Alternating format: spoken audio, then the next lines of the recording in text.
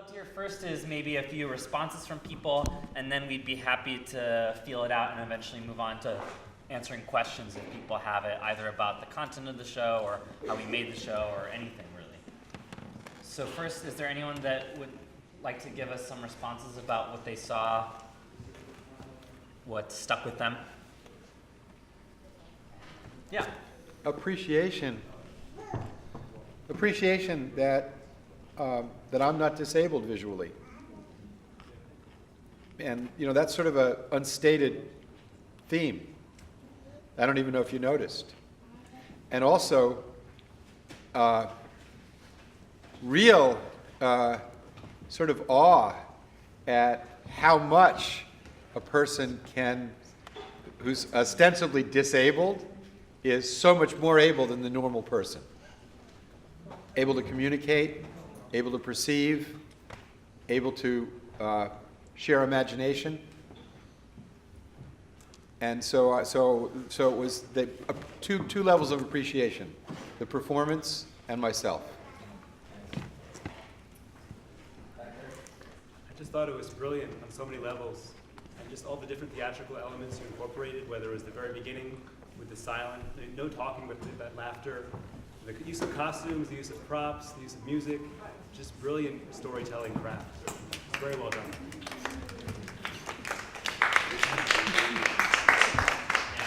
I liked when you were facing the other way and you took down the mask. I really wanted you to turn around at that moment, but you didn't, and you put it back up. And then later in the show, when you actually took it down, I was surprised at how powerful that was, because we hadn't seen you. You teased us, and I did not expect your eyes to look like that. So that was pretty sweet. Yeah. I loved all the, hi, thank you so much for the show. I loved all the, hi Morgan, showed up. I loved all the riffing on cones. I thought that was really brilliant. Like, obviously, like the eye cones and then the big cone and the ice cream cones. I thought that was fantastic. A question that I have, I also really loved how much fantasy there was in it. How much physical work, but also like fantasy, like how ridiculous the stories got, like, like all the evil like cone guys and like the date that you went on and how exaggerated things were. I really went with you when you like went on those fantasy monologues. I'm curious, can we ask questions now? Is that okay? I'm curious how you, like, in your devising process, how you found your way through the cones. Like how you're like, oh, cone, I'm just gonna like bring in as many cones as possible, and how you got there. That's a great question. Yeah. So I have an eye disease called cone rod dystrophy 5. Right. I should have mentioned that in the show. I forgot. No, you did. I did? Great. No, that was clear Yeah. that the cones Okay. that I did. I was just wondering how you did all the riffing. Yeah, and Mason has an eye disease also. And our eye diseases are similar but different in that he has stationary night blindness, meaning the rods, am I correct? The rods are a little bit muted in his eyes and he can't see at all in the dark. I, on the other hand, have a lot of trouble in the daytime and I'm very comfortable moving in the dark. And my disease is degenerative, his is stationary, meaning it's not degenerative. So initially we were thinking of making a show called Rods and Cones that would be a two-person show. But I'd already directed Mason in his solo show, and he wanted to exact his revenge on me. He was like, all right, take off your clothes, get up on stage in your underwear, put on a blindfold. And that's pretty much where it was. So there were a lot of different ideas. The cone dance actually came from me. I looked up all the different definitions of cone in the dictionary, and there are many of them that we didn't even get to, like pine cones. There's a kind of mollusk that's called a cone. It's a cone shell mollusk. Yeah, there were a bunch, the mathematical definitions and stuff, and so I started this dance to Etta James, I'd Rather Go Blind, and then that morphed into this date dance instead. And some of the cones stayed, and some are just kind of implied. And some are edible. Who else has a question? Other questions? Yes. Is there a way that you can get a bunch of guitars that are so cheap that you can actually smash them? Yeah, that was like if you tour or something, whatever. I was looking forward to like smashing that. I wanted to smash it. Yeah, I always discourage Morgan from smashing it. And in fact, at the end of the show, he always gets so into it that he normally does break an actual thing that ends up being a prop that we need, and then I have to like tisk him for breaking. Like you broke that cassette tape. The recorder has a big chunk of it missing, right? Because last time you trashed it. And one time in a show, it used to be that he hit the cloud with the cane, and a piece of the cane broke off and went flying into the audience. So It was my first cane. I've had that cane for a really long time. I got it from the Massachusetts Commission for the Blind. And it was really, it was heartbreaking when it broke, but luckily my friend Kennedy was in the front row, and she was a consultant for the show. She trains low vision people to use canes, and she was like, I have a whole bunch of canes in the trunk of my car. Let me get you one. So now we have this new graphite cane. But yeah, we're trying not. yeah, maybe in the like Won't let me $1 break million it. budget version, we make like a safe breakaway guitar that explodes beautifully but doesn't damage things. But in this version, yeah, I sort of like make Morgan like, I'm like, this last version I was like, oh, you can smash the cone thing. Like that thing's fine to swing around a little bit. Although it has Yeah. weird implications that I dated the cone, and then we won't go there. All right, next question, please.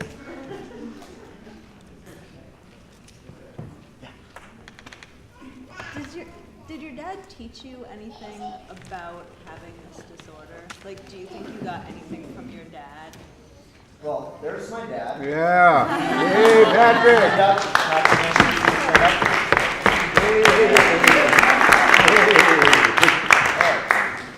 So, hi. Well, one thing was that my dad, and you can correct me if any of this is misinformed, my dad and my grandmother, who both have the same disease that I have, and a bunch of people, like half of my family has this disease. They were misdiagnosed and told that they had macular degeneration, which is a common disease that my grandfather, who doesn't have our disease, ended up getting later in life. It's often caused by age onset, but it can happen to younger people as well. And it's really similar to our disease. It's in a family of diseases called Stargardt's disease. And so when doctors were looking for it in my eyes, they weren't finding it because the technology had advanced and I didn't have the disease. So for like half my life, I was told, well, you don't have what your father has. You just have bad eyes. But then other doctors were like, that doesn't make sense. You have all the same symptoms, the light sensitivity, incredible nearsightedness, muted colors, stuff like that. And so, yeah, then they actually discovered the disease on me. And it was a really, the doctors were really, really excited, you know. But there's nothing that they could do about it, you know, except be like, send us your blood, here's the gene that the disease is on, you know, and maybe someday they'll be able to do something about it. The thing that's really weird is like, I could have a kid and find out if that kid has the disease before the kid is even born, you know? And so that's a weird thing to wrestle with. Really, really, really bizarre. But what's been great about having older people in my family who have this disease is like to see how incredibly not disabled they are, you know, how able they are, and just the way that we take our disability and use it sort of like a superpower, you know, and we can do all these other things, and we just do these weird, like my dad is like Inspector Gadget. He's got all these talking devices, and we talk about stuff, and I love hanging out with that side of my family because we're all like, yeah, these amber tint sunglasses are the best, and well, and you know, my grandmother was like, had gotten this peanut brittle and was eating it, and then she was like, oh, I just accidentally was eating my hearing aid, and we all think it's hilarious. Like all the humor that it presents in the show is real. Like it's like life is just like one big slapstick comedy, you know, the Jacques Tati tradition. It's just so, it can be fun. It's not all miserable, you know, just like the show. Like it's mostly fun to be alive. Good time. I just dropped by school. I do have a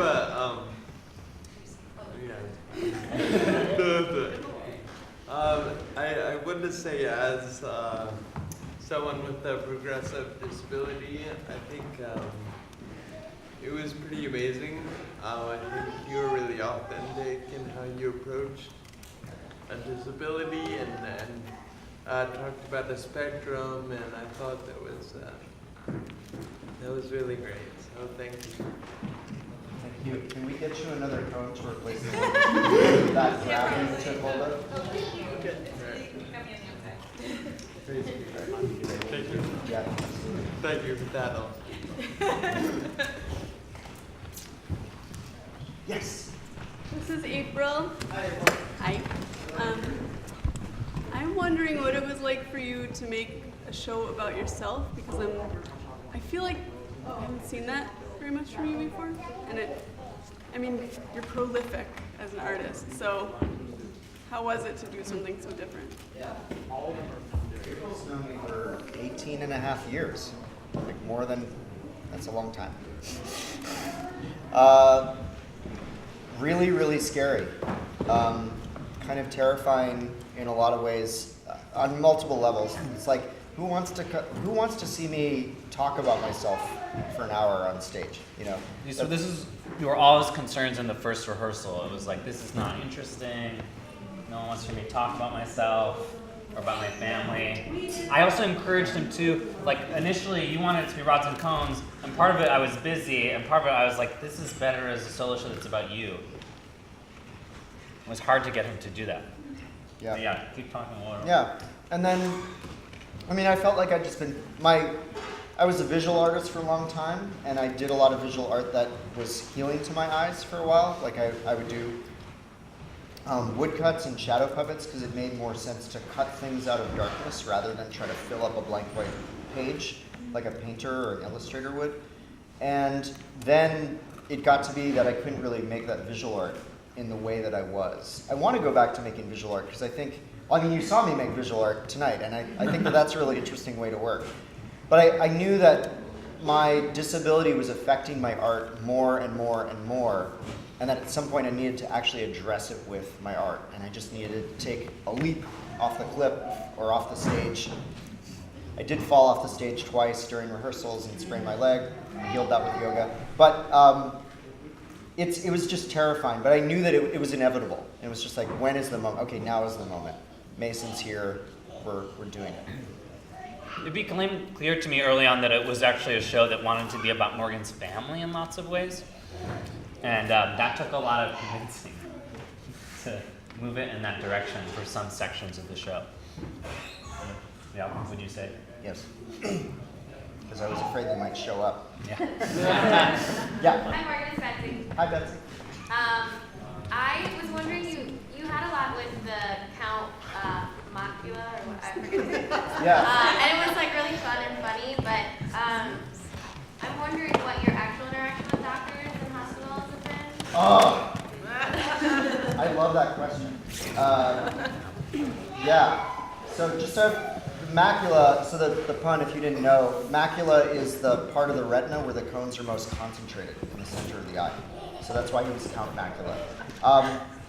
I've been to so many different eye doctors. I think some of the things in the show are very controversial as far as what eye doctors would think with some of the statements that I'm making, especially the one about the eyes adjusting to lenses and us needing a stronger prescription.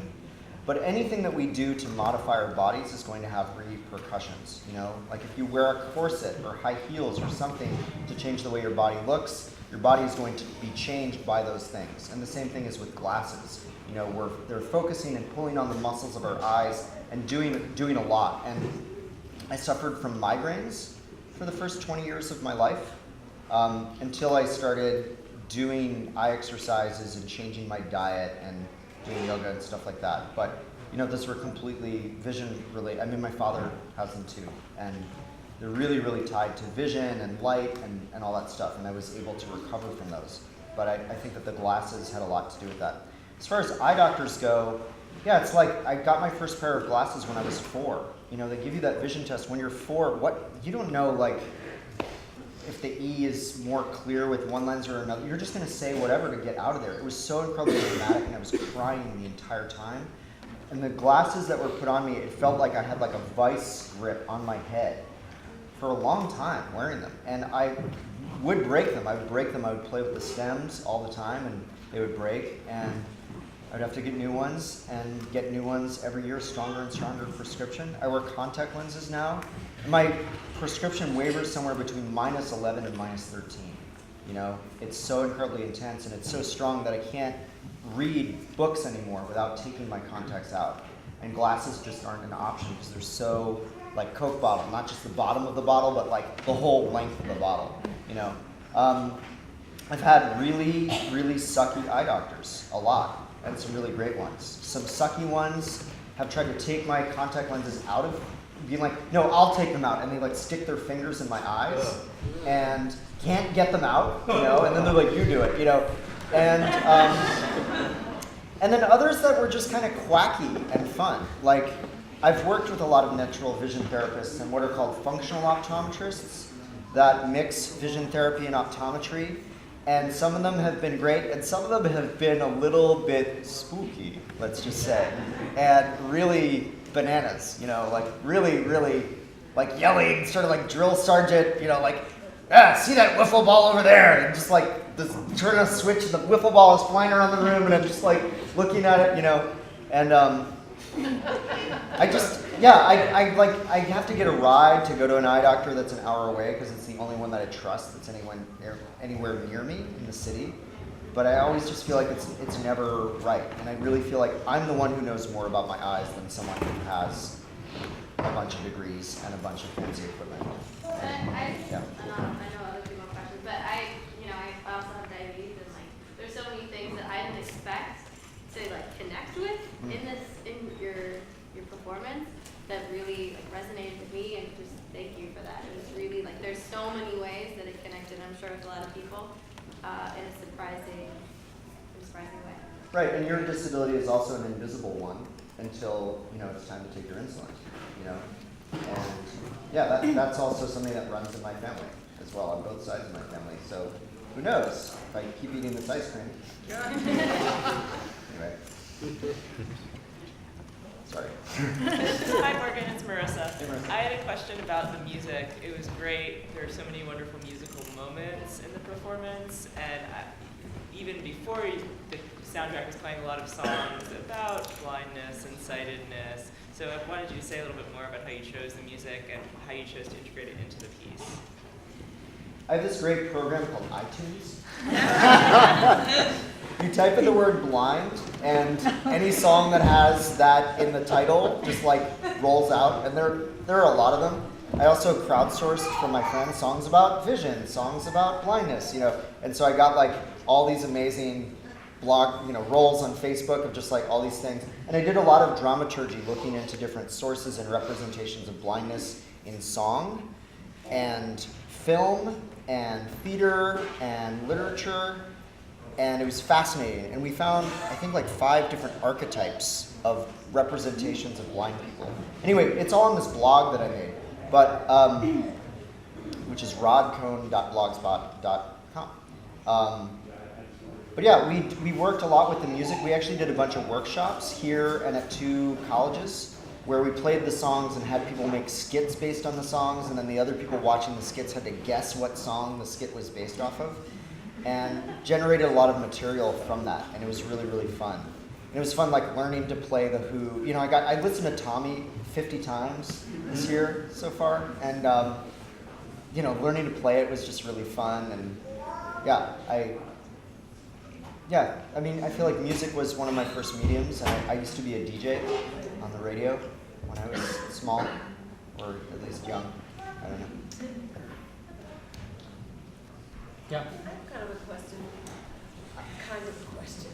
So one theory is that when one of the senses is compromised in some way, the other senses become stronger, so that when you have like a disability in one sense, then others become stronger, or one might become more dominant.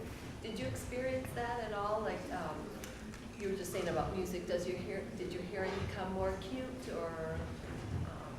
When I was a kid, my hearing was more acute, and then I started going to lots of punk rock shows. Okay. That was compromised. And did a lot. But yeah, I feel I'm aware of a lot of senses that a lot of people aren't aware of. Like a lot of the senses like proprioception, which is your, you know, when you jump and land and things like that. You're using your body awareness.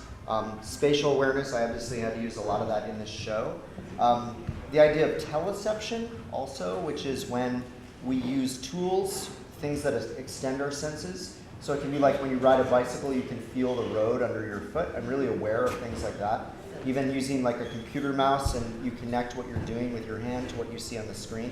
So we use things as extensions of ourselves, and there are all these senses beyond the, the big five that everyone knows about.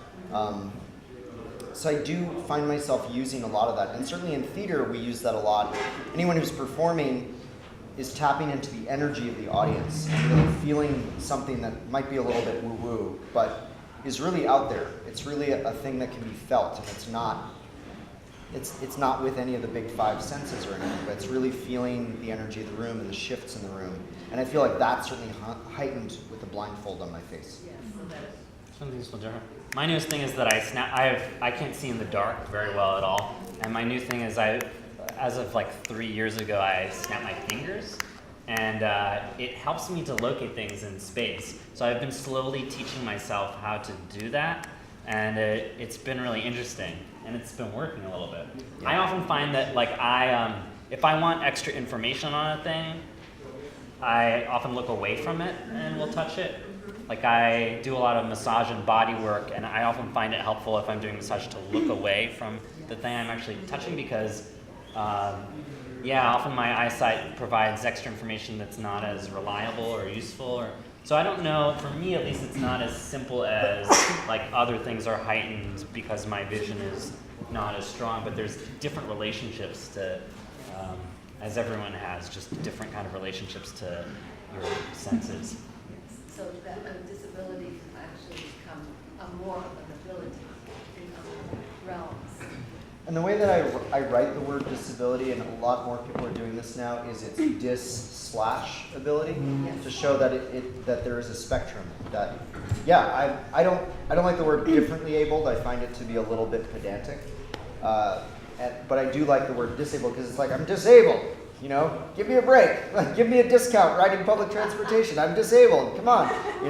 But the abled is in there also. I'm disabled and able. So I feel like the slash is nice. Punctuation is fun. 2 more questions. Two more questions. Yep. Pressure's on. There's one. How do you feel like it's shaped your identity? And I noticed there are like lots of childhood aspects. And how do you think you kind of brought that in and used just this perception that you've had in your own life experience, and also trying to, make connections with other people and your childhood, your adult self and your child self? Like, how are they both interacting now? You can answer this one. Well, early on, one of the first things that we sort of discovered in making the piece was this blindfolded game that Morgan does at the beginning of which is better, 1 or 2, and helping to pick out the outfit and being blindfolded. And once we discovered that blindfolded thing, just a lot of the content of the show came from that idea of what would it be like to do this blindfolded and that blindfolded. And that starting point was a game. And there was something just very childlike about it. To be blindfolded felt like a kind of game, and to have someone picking out the clothes. So, this like inner imagination world started to become part of the language of the piece, and we sort of ran with that. So there was never so we sort of stumbled upon the thing that a lot of the piece ended up then being about childhood. And this for me was when I started to learn this piece is actually a lot about Morgan's family and Morgan as a kid, and games became a big part. So all those things, all those things came about gradually over time. There are also a lot of things about, there are a lot of things about me that I think are very childlike. I always say that I have Peter Pan syndrome. And part of that, I think, is also because there are a lot of rites of passage that are associated with vision. Like, you're 16, you get to learn to drive. But when I was 16, I didn't get to learn to drive. and I'm always in the passenger seat. So I always feel like a little kid. You know, I always have to ask people for a ride someplace, and that feels like a thing that's relegated to what children do, like, Mom, can you drive me to the prom, and blah, blah, blah. It's like I always need that ride someplace. And so I always feel like I'm dependent on grown-ups who have the responsibility to be able to drive a car, and like there's something kind of childish as opposed to childlike about me. Or other rites of passage, like I was like, well, I'm not gonna fire a gun and shoot anyone, so I'm not registering for the draft. That was like another rite of passage that I didn't go through, which I think that's one that I'm proud of that I didn't do. And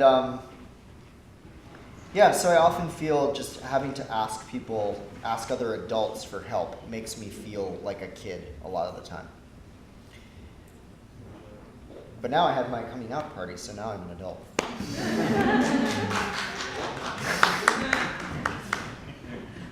Sure. This is the grown-up section. All right, last Final question. question? Kieran, it's not a question. Maybe it's a rhetorical question. Great. But doesn't that make you more of a grown-up because you're actually recognizing that we're interdependent? Like, I think it's dangerous to say that those of us with disabilities or childlike are kids because we're dependent upon people, because in reality, all of us are dependent upon people, but some of us make that more visible or tangible, and I think it's our responsibility to help other people recognize that in themselves and make people less afraid of their temporariness. Yes, and I think that is a quality that children inherently have, that often kids show us things that we don't necessarily see. You know, see, like if your parent is legally blind. Yeah, and that often it takes someone who has a different perspective on the world. That's why I love making all ages theater. And when folks, younger folks and older folks come and see theater together, and then they leave and they talk about it together, and they have completely different perspectives from having different experiences in the ways that they move through the world. And I feel that that's the same way for any ways that we're different across any kind of strata. Whether that's age or ability or just differences in background or whatever it is, we all have something to learn from each other, and it's not like one of us is, better than the other, just some of us are taller than the other, or some of us are able to see things clearly further away than another person, but that person who can't see further away, or is shorter, or younger, or older, or whatever, has something to contribute that is equal, just in a different place. All right. That's it. All right.